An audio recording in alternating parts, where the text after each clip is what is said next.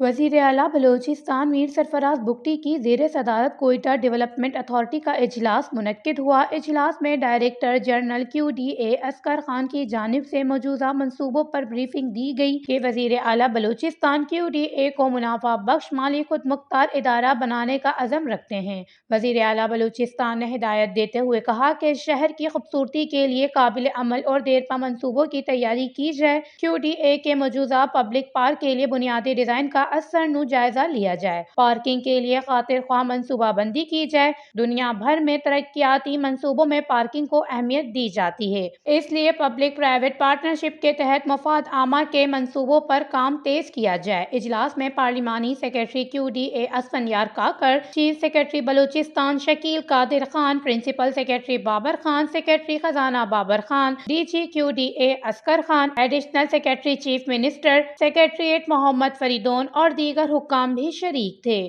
وش news, Quetta, Balochistan.